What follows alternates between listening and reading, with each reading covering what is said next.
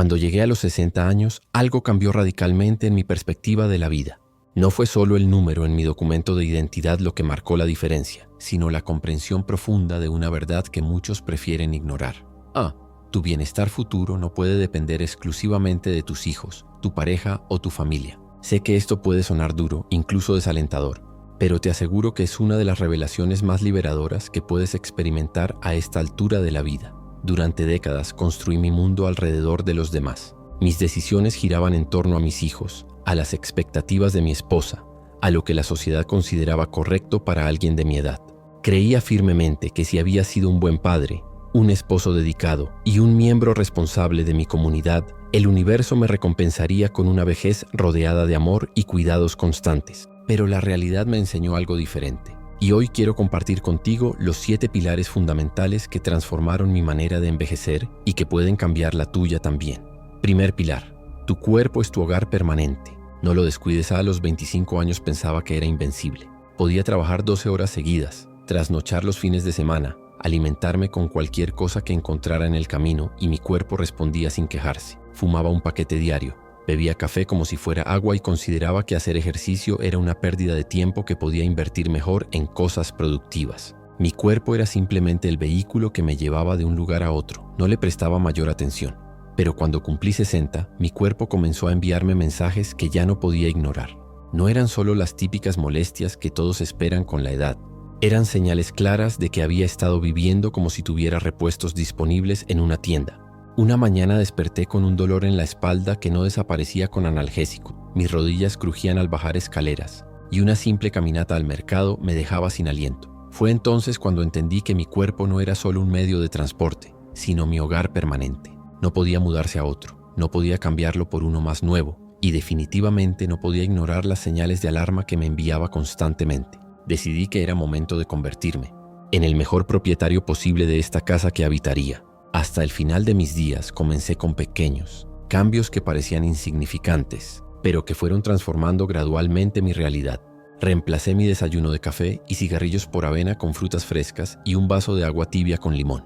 Al principio mi cuerpo protestaba, acostumbrado como estaba a la rutina tóxica de décadas, pero poco a poco comenzó a responder positivamente. Tenía más energía por las mañanas, mi digestión mejoró notablemente y esa sensación de pesadez constante que había aceptado como normal empezó a desvanecerse. El ejercicio fue el cambio más radical.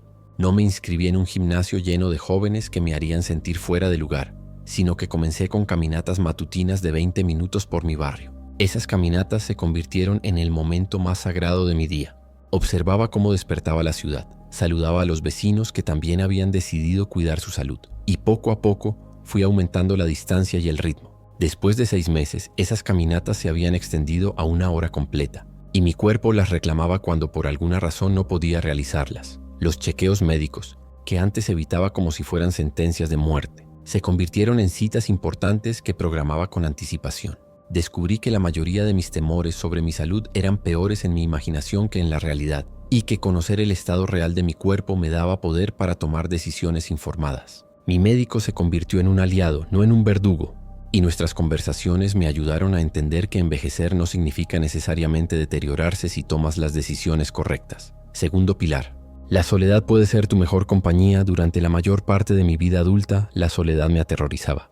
Asociaba estar solo con el fracaso, con no ser lo suficientemente interesante o querido como para tener compañía constante. Llenaba cada momento libre con actividades sociales, compromisos familiares o simplemente ruido de fondo para no enfrentar el silencio de mi propia presencia. Pero a los 60, cuando mis hijos construyeron sus propias vidas en ciudades lejanas y mi círculo social comenzó a reducirse naturalmente, me vi forzado a pasar más tiempo conmigo mismo. Los primeros días fueron incómodos, casi angustiantes. No sabía qué hacer conmigo mismo sin la constante estimulación externa. Me descubrí encendiendo la televisión solo para tener voces de fondo o haciendo llamadas innecesarias a conocidos solo para llenar el vacío. Pero gradualmente algo maravilloso comenzó a suceder. En esos momentos de quietud empecé a redescubrir partes de mí mismo que había enterrado bajo capas de responsabilidades y expectativas ajenas. Recordé mi pasión juvenil por la lectura, no por obligación académica o profesional, sino por el puro placer de sumergirse en otros mundos y perspectivas. Compré novelas que había querido leer durante años, pero que siempre posponía por falta de tiempo. y descubrí que ahora tenía la capacidad de concentración y la paciencia que no había tenido en décadas. Comencé a escribir también, no con la pretensión de convertirme en autor, sino como una forma de procesar mis pensamientos y experiencias. Al principio solo anotaba reflexiones breves sobre mi día, pero poco a poco esas anotaciones se convirtieron en páginas enteras de autoexploración.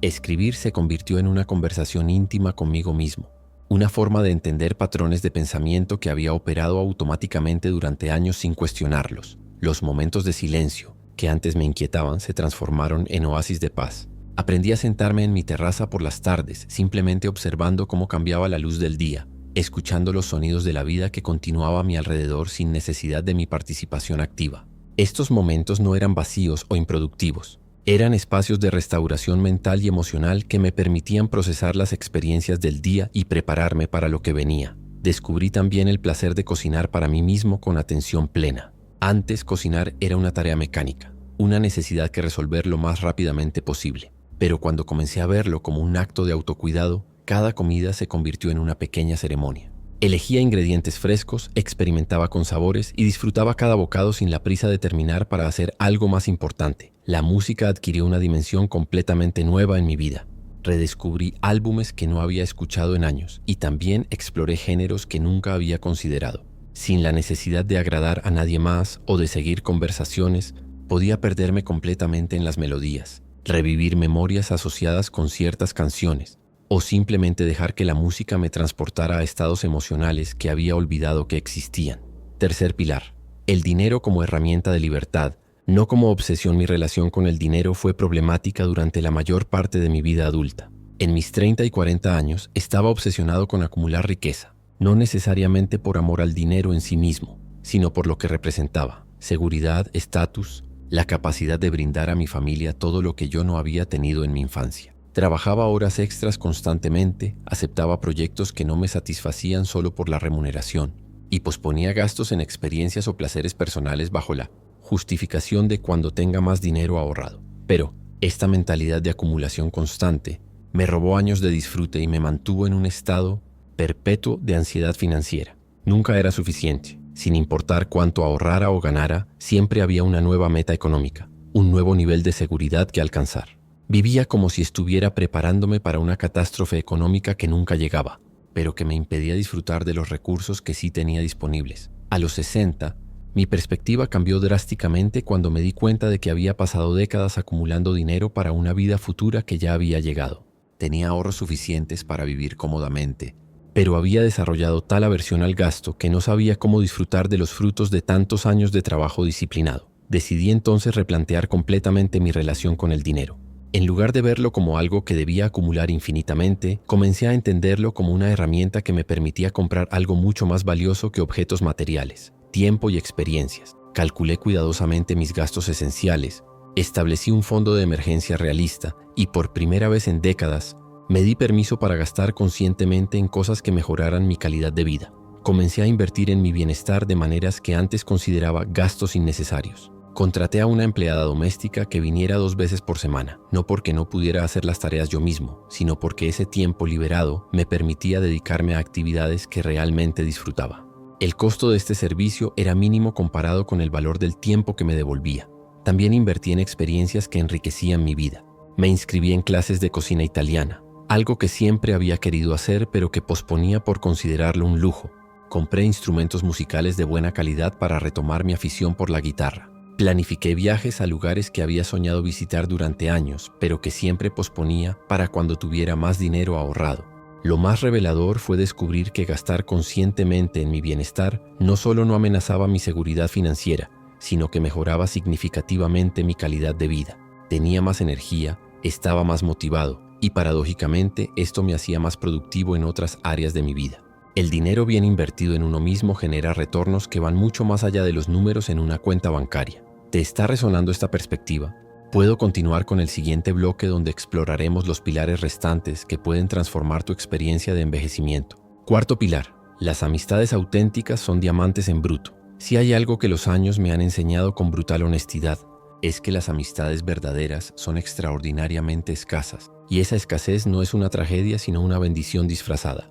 Durante mis 30 y 40 años, Mi agenda social estaba repleta de conocidos, colegas de trabajo, vecinos con los que intercambiaba saludos cordiales y personas con las que compartía actividades ocasionales. Mi teléfono sonaba constantemente con invitaciones a fiestas, reuniones laborales y eventos sociales que me hacían sentir popular y bien conectado. Pero cuando llegué a los 60, algo fascinante comenzó a suceder. Muchas de esas amistades se desvanecieron naturalmente. Los colegas de trabajo desaparecieron cuando cambié de empleo. Los conocidos del gimnasio se esfumaron cuando modifiqué mi rutina de ejercicios. Y las personas que frecuentaba en bares y restaurantes dejaron de llamar cuando mis prioridades cambiaron. Al principio, esto me desconcertó y me hizo cuestionar si había hecho algo malo para alejar a tantas personas de mi vida. Sin embargo, lo que realmente estaba sucediendo era un proceso natural de filtración que me permitió identificar quiénes eran realmente mis amigos y quiénes habían sido simplemente compañeros circunstanciales. Los amigos auténticos, esos diamantes en bruto, no solo permanecieron, sino que se volvieron más preciosos y significativos en mi vida. Descubrí que tenía exactamente 4 amigos verdaderos, 4 personas que me conocían profundamente, que habían visto mis mejores y peores momentos y que elegían estar en mi vida no por conveniencia o beneficio mutuo, sino por genuino cariño y respeto. Estos 4 amigos no necesitaban explicaciones largas cuando les contaba mis problemas. No juzgaban mis decisiones aunque no las compartieran y celebraban mis triunfos sin envidia ni competencia. Carlos, mi amigo desde la universidad, se convirtió en mi confidente más confiable. Podíamos pasar horas hablando sobre nuestros miedos al envejecimiento, nuestros arrepentimientos y nuestros sueños para los años venideros sin sentir la necesidad de impresionarnos mutuamente o mantener fachadas. Nuestras conversaciones eran refugios de honestidad en un mundo que a menudo demanda actuaciones constantes. María, una compañera de trabajo que se había convertido en hermana del alma, tenía la capacidad extraordinaria de aparecer exactamente cuando más la necesitaba. No necesitaba llamarla para pedir ayuda. Ella simplemente intuía cuando yo estaba pasando por momentos difíciles y se presentaba con una sonrisa, una comida casera o simplemente su presencia tranquilizadora. Roberto y Elena, una pareja de amigos que había conocido a través de actividades comunitarias, se convirtieron en mi familia elegida. Sus hijos me trataban como a un tío querido, y yo había encontrado en ellos la calidez familiar que a veces faltaba en mis propias relaciones familiares. Con ellos podía ser completamente yo mismo, sin pretensiones ni máscaras sociales. Invertir tiempo y energía en estas 4 relaciones se convirtió en una de mis prioridades más importantes. Ya no dispersaba mi atención social en docenas de conocidos superficiales, sino que cultivaba profundamente estas conexiones auténticas. Organizaba cenas íntimas, planificaba viajes juntos y creaba tradiciones que fortalecían nuestros vínculos año tras año. Quinto pilar: honrar tus promesas personales es un acto revolucionario. Durante décadas fui excepcionalmente bueno cumpliendo promesas hechas a otros. Si un colega necesitaba ayuda con un proyecto, yo estaba ahí. Si mi esposa requería apoyo para alguna actividad familiar, yo reorganizaba mi agenda. Si mis hijos necesitaban transporte o asistencia con sus estudios, yo dejaba todo para estar disponible. Era el hombre en el que todos podían confiar, el que nunca decepcionaba a quienes depositaban su confianza en él. Pero había una persona a la que constantemente decepcionaba, a mí mismo. Las promesas que me hacía en privado eran las primeras en romperse. Mañana comenzaré a hacer ejercicio, me decía, y mañana encontraba excusas para posponerlo. Esta semana empezaré a leer ese libro que compré, me prometía, y la semana pasaba llena de obligaciones para otros. El próximo mes tomaré esas clases de guitarra, me aseguraba. Y el próximo mes llegaba con nuevas responsabilidades que me impedían invertir tiempo en mí mismo. A los 60, me di cuenta de que esta dinámica había erosionado profundamente mi autoestima y mi sentido de autoeficacia. Si no podía confiar en que cumpliría las promesas que me hacía a mí mismo, ¿cómo podía esperar tener una relación sana conmigo mismo? ¿Cómo podía respetarme si constantemente me traicionaba? Decidí entonces que honrar mis compromisos personales sería una prioridad absoluta, tan importante como cualquier obligación profesional o familiar. Comencé con promesas pequeñas y muy específicas. Caminaré 25 minutos después del desayuno, y sin excepciones cumplía esa promesa. Leeré 20 páginas antes de acostarme. Y cada noche, sin importar qué tan cansado estuviera, leía esas páginas. Al principio, mi mente generaba miles de excusas creativas para evitar cumplir estos compromisos conmigo mismo. Está lloviendo, mejor camino mañana. Estoy muy cansado para leer, mejor veo televisión. Tengo mucho trabajo, este no es el momento para hobbies personales. Pero había decidido que estas excusas ya no tendrían poder sobre mis decisiones. Cada promesa cumplida a mí mismo se convirtió en un pequeño depósito en mi cuenta de autorrespeto. Después de 3 meses de caminar religiosamente, mi cuerpo comenzó a reclamar esas caminatas cuando por alguna razón no las hacía. Después de 6 meses de lectura nocturna, había completado más libros que en los 5 años anteriores y mi mente se sentía más aguda y estimulada. Gradualmente comencé a hacer promesas más ambiciosas. Aprenderé italiano durante 6 meses. Y me inscribí en clases, compré materiales y dediqué 1 hora diaria al estudio. Escribiré mis memorias familiares para dejar a mis nietos. Y comencé a documentar historias de mi infancia y juventud, que de otra manera se habrían perdido para siempre. Lo más poderoso de este proceso fue descubrir que cumplir promesas a mí mismo no solo mejoraba mi autoestima, sino que también me daba una sensación de control y agencia sobre mi vida que había perdido en algún punto del camino. Ya no era solo un reactivo a las necesidades y demandas de otros, era un agente activo en la construcción de mi propia experiencia de vida. Sexto pilar: liberarte del pasado es el regalo más generoso que puedes darte él. Equipaje emocional que cargué durante décadas era extraordinariamente pesado, aunque me había acostumbrado tanto a su peso que ya no notaba cómo limitaba mi movimiento. Resentimientos hacia personas que me habían lastimado años atrás, arrepentimientos por decisiones que no podía cambiar, vergüenza por errores que había cometido en mi juventud y una colección interminable de si tan solo hubiera que reproducía mentalmente como una película en loop. Este equipaje emocional no solo ocupaba espacio mental valioso, sino que también coloreaba mi presente con tonos grises del pasado. No podía disfrutar completamente de experiencias nuevas porque parte de mi atención siempre estaba dirigida hacia atrás, reviviendo situaciones que ya no existían excepto en mi memoria. A los 60, tomé una decisión consciente y deliberada de comenzar el proceso de liberación emocional más profundo de mi vida. No fue algo que sucedió de la noche a la mañana, ni fue fácil, pero fue absolutamente transformador. Comencé escribiendo cartas que nunca enviaría. Cartas a personas que me habían herido, expresando toda la rabia y dolor que había estado guardando durante años. Cartas a versiones más jóvenes de mí mismo, ofreciendo el perdón y la comprensión que ese joven confundido necesitaba desesperadamente. Cartas a oportunidades perdidas, despidiéndome de futuros que nunca se materializaron para hacer espacio a posibilidades que aún podían florecer. El perdón, descubrí, no tenía nada que ver con absolver a otros de sus transgresiones o pretender que el daño no había ocurrido. El perdón era un acto completamente egoísta. Yo me liberaba de la carga de cargar con el veneno de otros en mi propio sistema emocional. Perdonaba no porque las personas que me lastimaron lo merecieran, sino porque yo merecía paz mental. Desarrollé un ritual semanal de liberación. Cada domingo por la tarde me sentaba en mi terraza con una taza de té y mentalmente revisaba la semana buscando cualquier resentimiento, frustración o dolor que hubiera acumulado. Algunos eran triviales: irritación por comentarios desconsiderados de extraños, molestia por inconvenientes menores. Otros eran más profundos: decepciones por expectativas no cumplidas, tristeza por relaciones que no habían resultado como esperaba. En lugar de suprimir estos sentimientos o pretender que no existían, los reconocía plenamente, los sentía en mi cuerpo y luego conscientemente los liberaba. Imaginaba que cada emoción negativa era como una hoja que caía de un árbol. Había servido su propósito, había existido por el tiempo necesario y ahora era momento de dejarla ir para hacer espacio a nuevo crecimiento. Oye, si has llegado hasta aquí es porque algo de esto está resonando contigo. Me encantaría saber qué pilar te está hablando más directamente. ¿Es la importancia de las amistades auténticas? ¿O tal vez te identificas con esa lucha de cumplir promesas a ti mismo? Comparte en los comentarios cuál de estos pilares sientes que más necesitas fortalecer en tu vida ahora mismo. Y si este contenido te está ayudando a ver el envejecimiento desde una perspectiva más empoderada, no olvides suscribirte al canal porque el séptimo pilar que viene en la parte final puede ser el más transformador de todos. Nos vemos en un momento. Séptimo pilar. Descubre lo que enciende tu alma y abrázalo sin disculpas. Durante mis primeros 55 años de vida, si alguien me hubiera preguntado cuál era mi pasión, habría dudado antes de responder. Tenía trabajos que cumplía responsablemente, obligaciones que atendía diligentemente y rutinas que ejecutaba automáticamente, pero nada que realmente encendiera un fuego interno. Nada que me hiciera saltar de la cama con entusiasmo por las mañanas. Había confundido ser productivo con ser apasionado. Había mezclado cumplir expectativas sociales con seguir mis instintos más auténticos. Mis días estaban llenos de actividades, pero vacíos de esa chispa especial que convierte las tareas en aventuras y el tiempo en un regalo en lugar de una condena. A los 60, cuando muchas de las obligaciones externas comenzaron a disminuir y tuve más libertad para elegir cómo invertir mi tiempo, me enfrenté a una pregunta aterradora. ¿Qué haría si pudiera hacer cualquier cosa?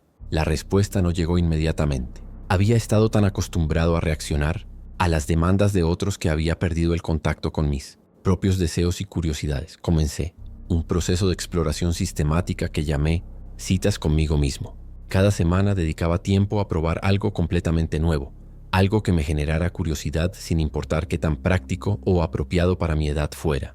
Una semana tomé clases de cerámica, sintiendo el barro fresco entre mis dedos y descubriendo la meditación activa que representaba dar forma a algo bello con mis propias manos. Otra semana me inscribí en un taller de fotografía, no para convertirme en fotógrafo profesional, sino para aprender a ver el mundo con ojos más atentos. Caminar por las calles buscando ángulos interesantes, jugando con la luz y las sombras. Me conectó con una sensibilidad artística que no sabía que poseía.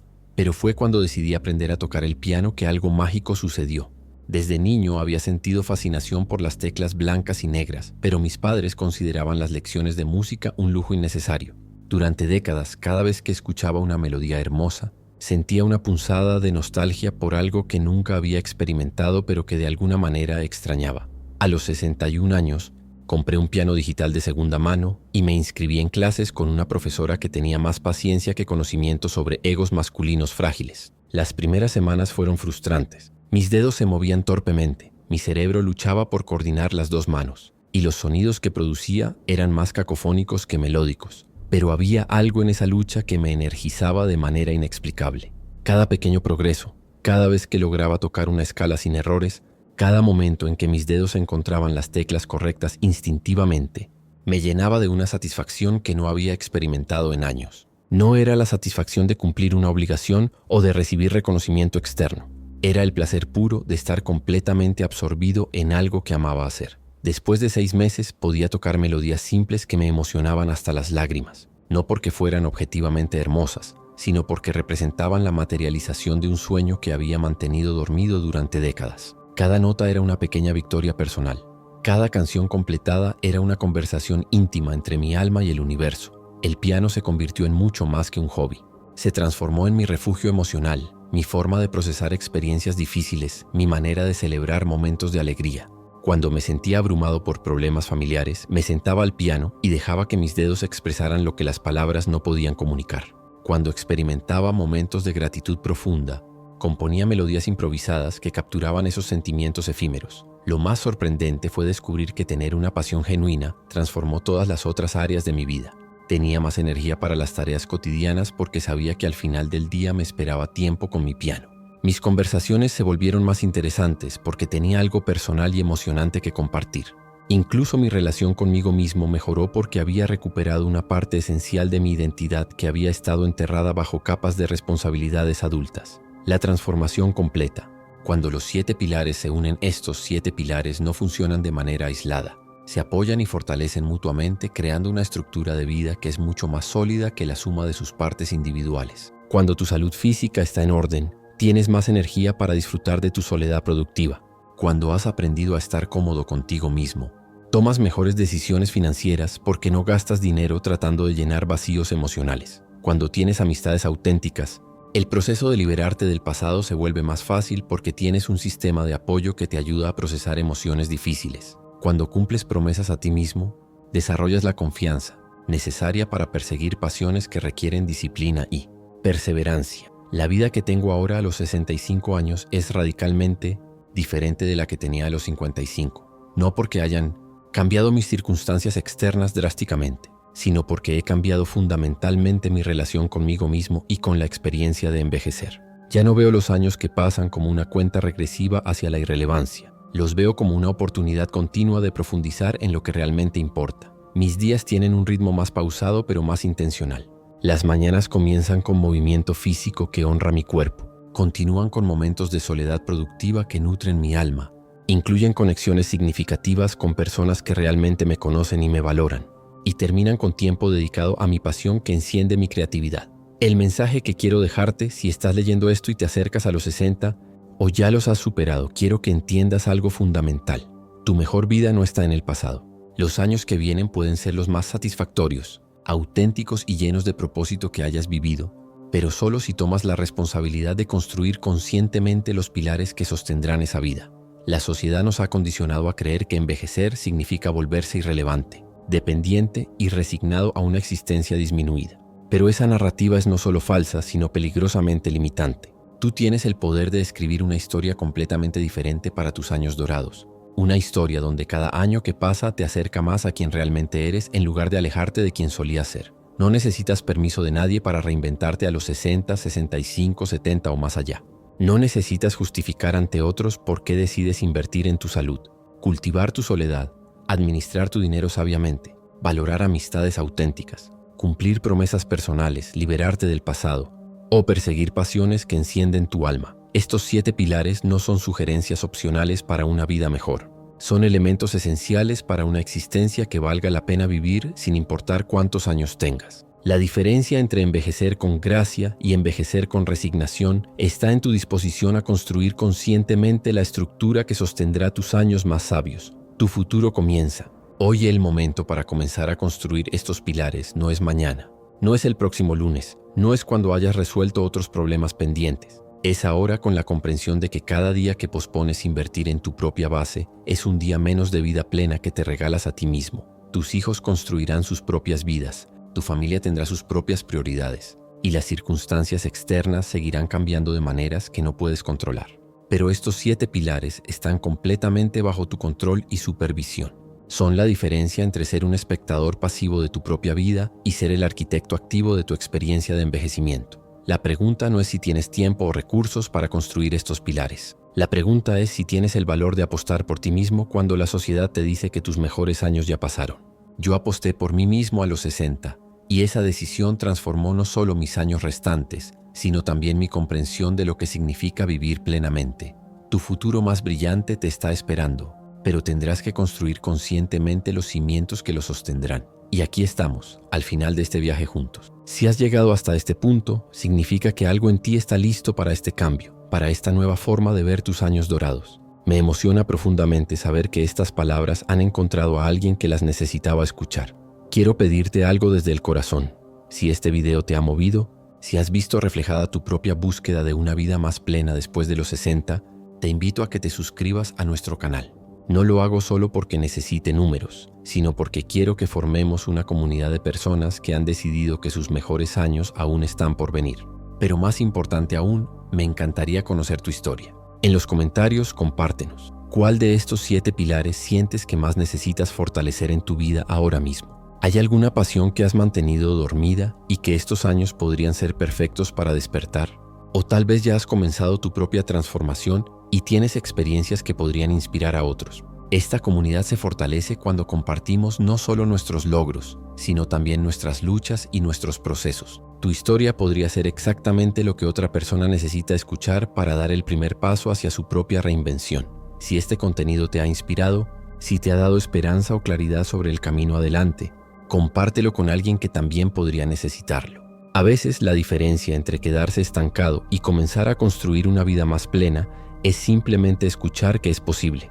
Gracias por acompañarme en esta reflexión profunda. Nos vemos en el próximo video, donde seguiremos explorando juntos cómo hacer de nuestros años más sabios también los más satisfactorios. ¡Hasta pronto!